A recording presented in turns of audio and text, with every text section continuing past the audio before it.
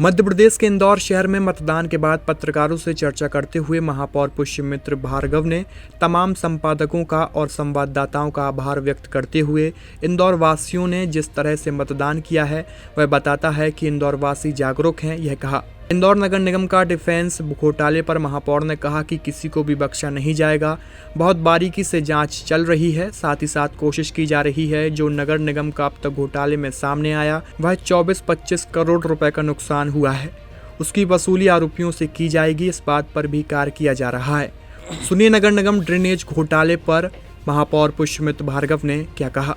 घोटाले में लगातार लोग पकड़े जा रहे हैं। जो लोग पकड़ाए हैं वो भी आगे की कोई ना कोई बात बताएंगे। उस आधार पे पुलिस अपनी जांच कर ही रही है। लेकिन पहले दिन जब अखबार में ये खबर छपी थी उसी दिन मैंने मध्य प्रदेश सरकार को चिट्ठी लिख के कहा था कि उच्च स्तरीय कमेटी बन के इसकी जांच हो, क्योंकि ये अपने तरह का ये अलग प्रकार का पुराने समय का घोटाला है जिसको एक बार में पूरा साफ़ करने की ज़रूरत है कि भविष्य में फिर इसकी पुनरावृत्ति ना हो जाए, क्योंकि जो फाइलें बनी हैं वो तो चलती रहेंगी। तो एक बार इसकी जांच हो जाए और जो लोग भी दोषी हैं उन सब के खिलाफ कठोर से कठोर कार्रवाई हो। दूसरा, उन सब लोगों की इसमें बहुत विशेष रूप से जांच हो। ये मैंने पहले भी लिखा है, अभी भी कहा है, या जब जांच दल आएगा और उनसे मैं मिलूँगा तो उनको भी कहूँगा कि फर्जी फाइल बनी, ऑडिट में गई, ऑडिट से अकाउंट में चली गई, पेमेंट भी हो गया कुछ फाइलों का, कुछ फाइलें पकड़ में आ गई, जांच हो गई। लेकिन पुराने समय के काम का पेमेंट जब बाद में हुआ तो ये उन सब अधिकारियों की जिम्मेदारी थी कि उसको उस समय वो एक बार ज़रूर फिज़िकली वेरीफाई करवाते।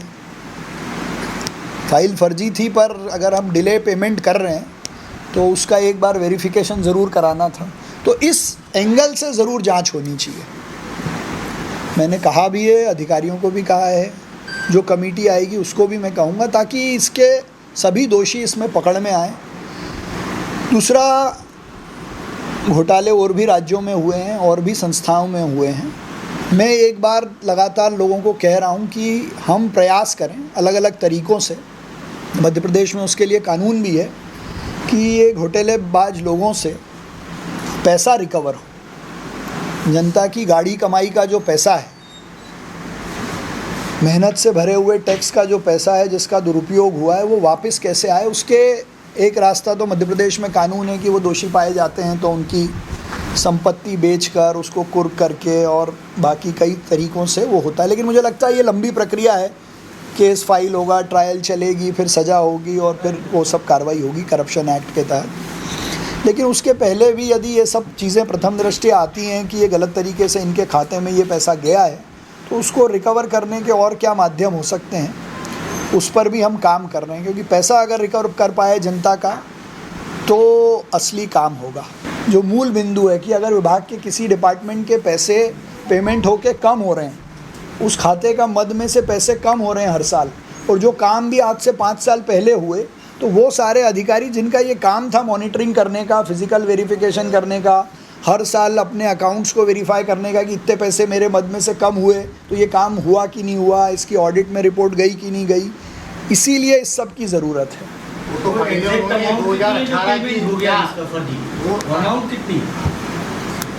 एग्जैक्ट अमाउंट जिसका पेमेंट हो गया है वो तो अभी लगभग मेरे हिसाब से 75 से 80 करोड़ आया है। 26-27 करोड़ की फाइलें पकड़ी गई हैं। कुछ फर्मों के नाम और आए हैं। एक्चुअल इसका क्रिमिनल इन्वेस्टिगेशन हो रहा है जो पुलिस कर रही है। देखिए कि इंदौर छोड़ के चले जाने से किसी के ऊपर कार्रवाई नहीं होगी ऐसा नहीं है। अभी नियम तो ये है कि नौकरी में रिटायरमेंट होने के 5 साल तक भी कार्रवाई हो सकती है। पर प्रश्न ये है कि पहले इसकी एक बार जाँच आ जाए, इसमें उच्च स्तरीय कमेटी के आधार पर या और भी कोई जो ज़रूरी से ज़रूरी जांच हो, उस आधार पर जिन लोगों का भी नेग्लिजेंस है, जिनकी भी मॉनिटरिंग में पैसा अकाउंट से निकलता था या जिन्होंने फिज़िकल वेरिफिकेशन नहीं किया या जिन्होंने किया वो गलत किया। क्योंकि मेरा बहुत स्पष्ट मानना है कि एक तरफ जिन लोगों ने ईमानदारी से नगर निगम के कहने पर छोटे बड़े काम किए जब ज़रूरत पड़ी और उनके पैसे हमने समय पे नहीं दिए, और अनरिटन ये एक सिस्टम भी बनाया था कि भाई और बाद में जिनको काम करना है उनका पेमेंट हम करते रहें ताकि काम चलता रहे। तो ऐसी परिस्थिति में उन लोगों का छोड़ के जिनके काम का फिज़िकल वेरिफिकेशन नहीं हुआ और उनका पेमेंट करने कराने में जो लोग भी इन्वॉल्व हैं उनके खिलाफ कार्रवाई होनी चाहिए। ये मैं पहली लाइन ही आपको ये